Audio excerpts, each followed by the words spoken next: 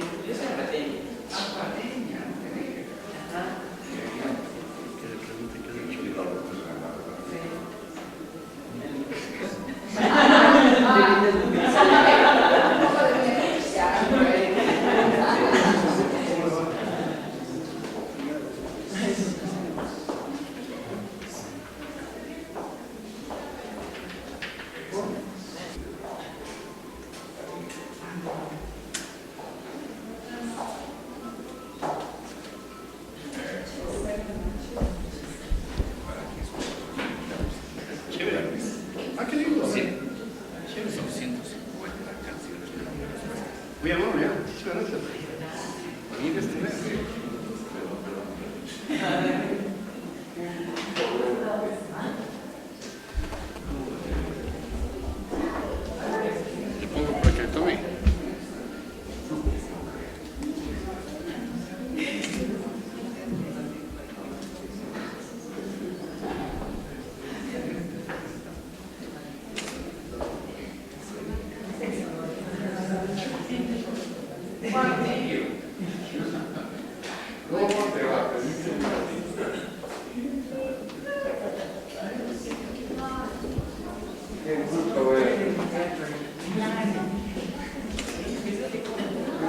Sabe que nos faltó parte de su libro que ya hemos pasado años, pero aquí estamos.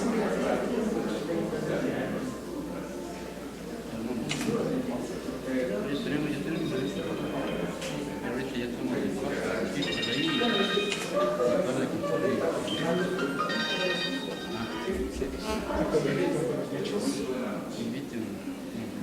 Sí, a la única que tiene que hacer es saludar.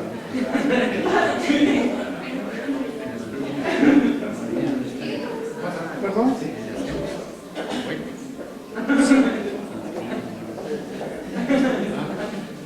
El suyo del licenciamiento. Sí, sí, lo que pasa es que... Sí.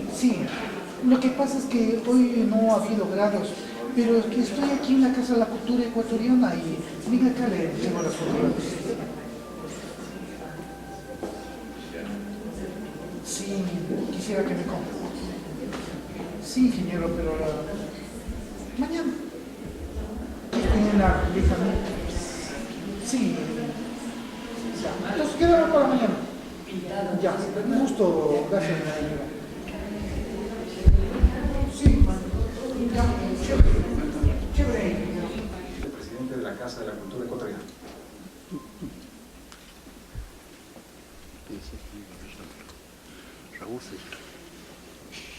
Buenas noches, amigos que están presentes en este lanzamiento del libro El Santuario de las Gaviotas de Nelson Valdivieso.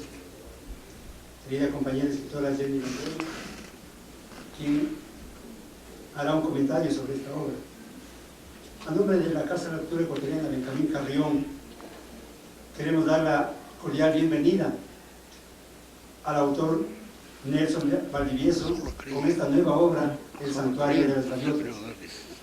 Es un libro sugestivo, sugerente, en el que nos vamos a ir involucrando en cosas muy sencillas, pero profundas, como es el diario vivir, como es el relatar, el renacer, vivencias, actitudes y emociones. Y qué mejor para hacerlo en esta sala de la Casa de la Cultura Ecuatoriana, de uno de los máximos exponentes, que fue Manuel Benjamín Carrión.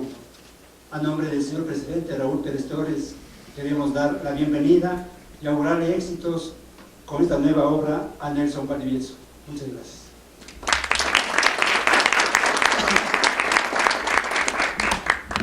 A continuación, la escritora Jenny Londoño realizará un comentario de la obra El santuario de las gaviotas.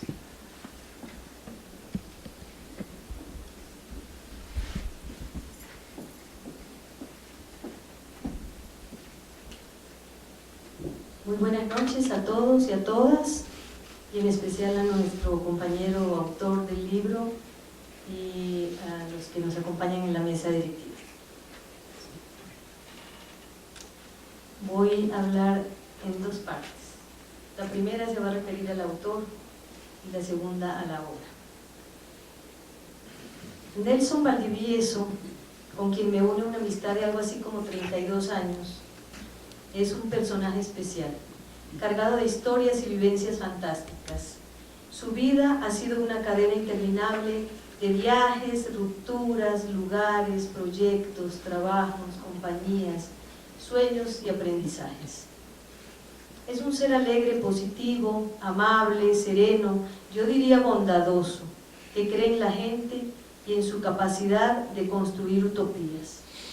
Miguel Valdivieso Paz, su padre, fue uno de los primeros bolivarianistas de Guayaquil, quien con Vicente Bravo Malo fundaron el movimiento bolivariano en aquella ciudad para impulsar las ideas de unidad de los países que fueron liberados del yugo español por la visión profundamente revolucionaria del libertador Simón Bolívar, de nuestro Antonio José de Sucre y de nuestra inolvidable Manuela Sáenz, ahora generala de los ejércitos del Ecuador. Por esa convicción de unidad bolivariana, su padre, don Miguel Valdivieso, viajó a Perú, a Venezuela, a Bolivia. Fue periodista del comercio en el Perú y allí se casó de nuevo y tuvo un hijo que justamente fue quien diseñó la portada del libro que se lanza hoy. De este padre Nelson aprendió a amar obviamente a Bolívar, como ya lo dije, a los libertadores, al Ecuador y sus contrastes sociales, geográficos y culturales. Su madre, Lilette Harnisch, descendiente de una familia de Alsacia, hermosa y distinguida, le legó el amor por la belleza, por las artes, una especial sensibilidad social y le dio el afecto maternal que equilibró en él otras falencias. Ella se fue al Oriente Eterno hace apenas 6 años. Algunas de las experiencias que moldearon el carácter de Nelson y que influyeron en las concepciones que le acompañarían el resto de la vida, las vivió en su época educativa en la escuela Don Bosco, por ejemplo. Siendo pequeño, fue humillado en público y castigado por un sacerdote por una supuesta falta que nunca cometió. Le rompieron una escuadra en la cabeza, lo encerraron en el cuarto oscuro del colegio, en donde el miedo a la oscuridad le produjo un pánico que durante muchos años no pudo olvidar. Pero al mismo tiempo dedicó buena parte de su vida al contacto con los otros, al disfrute de la amistad, a dar de sí lo que podía a los demás. Cuando sus padres se separaron y su madre estableció una nueva relación, su padrastro fue nombrado gerente en un catastro, decidió irse del lugar. Vivió después en la casa de una tía, en donde conoció a un señor llamado Mario Somoza, nicaragüense, quien curaba con hipnosis. Eso lo impactó mucho porque pudo presenciar una de las sesiones del hipnotizador y ver la curación de una persona. Este proceso caló muy profundo en su vida y se empeñó en conocer las técnicas de la hipnosis. Somoza se las enseñó con generosidad. Después, a través de un proceso de lecturas que cayeron en retiro, en las conversaciones que Nelson tuvo con el niño mayor, descubrió que el problema había empezado después de recibir un castigo del cura que era además su maestro, pues al no leer bien, lo había tratado duramente, humillándolo en público, y a continuación lo obligaba a leer frente a los alumnos de manera reiterada y obsesiva, avergonzándolo nuevamente en cada ocasión. A su vez, el niño pequeño se había contagiado de la tartamudez del hermano mayor, simplemente escuchándolo. Nelson realizó varias sesiones de hipnosis a través de las cuales grababa en sus mentes mensajes de relajamiento, de tranquilidad, de olvido de los temores que habían interrumpido su capacidad para hablar bien, y así curó a los 2 niños. No quiso cobrarle a la madre cuando ésta le preguntó el costo de sus honorarios, tan solo le pidió que le sirviera unos buenos cafecitos. Pero el padre de los chicos estaba tan conmovido que a los pocos días lo visitó para agradecerle la curación a sus hijos, y aunque Nelson se negó a cobrarle, este le entregó un paquetito indicándole que solo lo podía abrir cuando él se hubiese retirado. Y al hacerlo, Nelson descubrió una muy buena suma de dinero que le sirvió para organizar y costearse su primer viaje a Estados Unidos, lugar al que viajó después varias veces. El significado del subdesarrollo de América Latina, del que tanto hablábamos en la querida Escuela de Sociología de la Universidad Central. Realmente sufrió un choque psicológico. Pero volviendo a la historia que nos ocupa, la de Nelson, nos encontramos con un aspecto típico de la vida de muchos migrantes, ecuatorianos y latinoamericanos, pues para poder sobrevivir en las entrañas del imperio, hizo de todo, como la mayoría de los latinos migrantes. Poco a poco fue mejorando en su trabajo y llegó a laborar en importantes restaurantes, tales como el del Rockefeller Center, en donde llegó a ganar bastante bien. Nelson sintió pues la nostalgia de su amado Ecuador y con el fruto de sus ahorros volvió y montó una peña en Guayaquil llamada Martín Fierro para difundir la música folclórica latinoamericana que estaba muy en boga por entonces. La peña fue muy conocida y frecuentada por esa juventud que en los años 60 abría sus ojos a las realidades de una América Latina que ya entonces luchaba bajo diversos proyectos populistas por construir gobiernos nacionalistas. El 1 de enero de 1959 había triunfado la primera revolución socialista en América. Eso es la historia de 4 muchachos de la calle, José Elías, Diego, Petróleo y el Chutitas, que se desarrolla en el Ecuador de la época de los años 80 y nos recrea sobre muchas realidades sociales de la época. Al principio el personaje central, en la primera versión que yo le conocí algún rato, el personaje central era el chico Lainez, despierto y carismático. Pilas, como diríamos en la jerga, que los millares de inmigrantes colombianos han incorporado a nuestro hablar cotidiano. Pero cuando avanzó la historia, se le creció más otro personaje, que describe con mucha ternura y que lleva el sobrenombre de Chutitas. Cosa nada rara para quienes ejercemos la actividad literaria, pues en la literatura suelen ocurrir estas cosas. Los personajes nacen de nuestra imaginación y luego adquieren vida propia, nos cambian los parámetros que nos habíamos impuesto, nos rompen el diseño de la historia, se adueñan de espacios que no les habíamos asignado, se nos crecen o decrecen sin que podamos evitar. La novela está llena de atrevidas aventuras de estos muchachos que por diversas razones hacen de la calle su vivienda. Cada uno tiene una historia conmovedora que seguramente será parecida a la de muchos seres que hasta el día de hoy transitan por nuestras ciudades, después de haber escapado de alguno de esos pueblos o veredas rurales, olvidados del mundo, aletargados bajo el sol poderoso de la zona ecuatorial, viviendo un sueño nebuloso bajo el polvo, la lluvia o la neblina que se amaca en sus extensos campos. Por eso añadir que hay en todo este libro una sí desmesurada, esa sí es desmesurada, convicción y confianza en la capacidad de las personas para resucitar, para resurgir, para sobrevivir, para rebrotar de los más oscuros meandros del dolor, de la desgracia, de las adversidades, y una serie de sentimientos poco usuales ahora en la literatura, que se manejan a lo largo de todo el libro, como la esperanza, la alegría, el empeño, el positivismo, la fortaleza, el afecto y la solidaridad. Le deseo muchos éxitos a Nelson con este niño que este día bautizamos en esta siempre grata y acogedora Casa de la Cultura Ecuatoriana, que hoy dirige con acierto nuestro querido amigo y destacado escritor Raúl Pérez Torres, donde tantos y tantas escritoras y escritores se han iniciado en el difícil y escabroso, pero también maravilloso y gratificante laberinto de la literatura. Gracias a ustedes.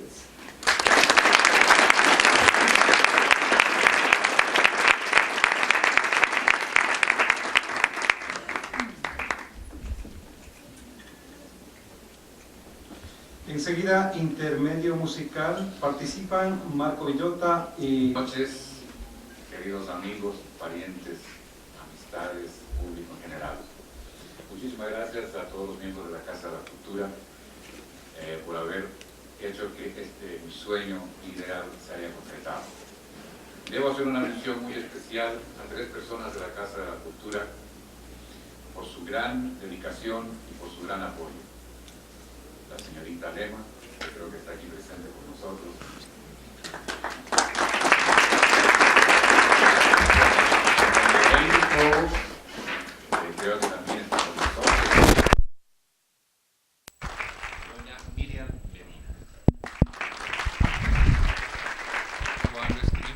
libro allá en Chicago, realmente no creí que iba a encontrar este apoyo acá.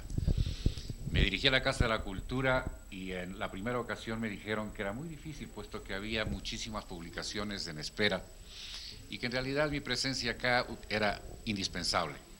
Sin embargo, envié mi libro y a los poquísimos días me lo aceptaron y comenzó el proceso de publicación.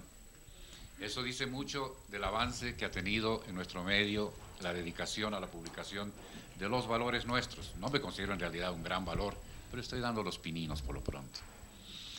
En realidad tampoco creo que sea un escritor, así como un árbol no hace un bosque, ni una gota de lluvia hace una tempestad, pues mi libro no creo que me haga todavía un escritor, pero por ahí voy también.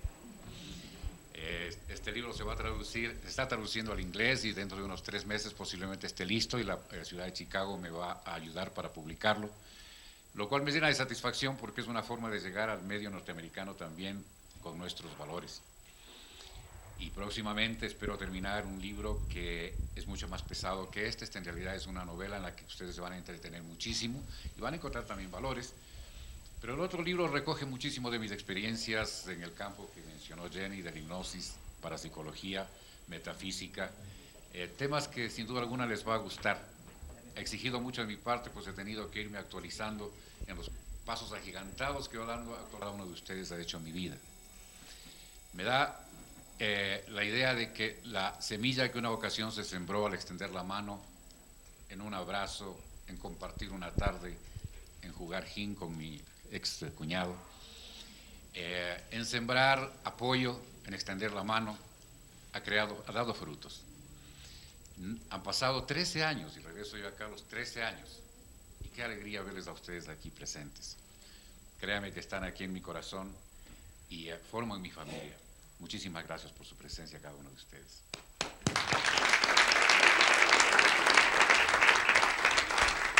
Mi libro en realidad comenzó a escribirse cuando mi madre todavía vivía y en sus infaltables tés de las 4 de la tarde, religiosos. Compartía su tiempo con grandes amigas como doña Rosita Poveda de Borja, doña Piedad Almeida de Dotti. Y fueron ellas quienes conocieron mi primer interés en el libro y las primeras páginas de él, y quienes me impulsaron para que lo escriba. Han dejado 3 asientos vacíos esta noche, pero el corazón está permanentemente con ellas, y también pido por favor un gran aplauso. Y nos hemos hecho indolentes, aceptamos esa escena como natural, como normal, y nos olvidamos que tras de cada uno de esos vendedores hay un niño, y un niño que es parte de nuestra sociedad y que exige nuestra obligación de rescatarlos y de apoyarlos. Entonces es un llamado para, con alegría, con la trama de la novela, despertar en ustedes esa conciencia de nuestra obligación de velar por nuestra juventud, que es la base de la patria. Ojalá, ahora he notado que en realidad hay mucho menos niños en la calle, creo que en ese aspecto se está dando pasos positivos, y ojalá algún día podamos erradicar totalmente de la calle a esos grandes valores nuestros. Los niños son fantásticos y como para muestra les cuento una pequeña anécdota. Lo único que quiero reiterar es mi agradecimiento profundo a cada uno de ustedes. La emoción me hace sentir nervioso, así que me disculpan, pero es hermoso verles aquí a todos ustedes, mi familia, y estoy seguro que cada uno de ustedes tendrá igualmente su familia. Cuidemos de esos lazos de amor siempre, mantengamos unidos todos nuestros corazones, porque el capital humano es lo más grande que hay en la vida y representa nuestro soporte para nuestro futuro también. Gracias, queridos amigos, compañeros y todos, y espero que disfruten de mi libro también.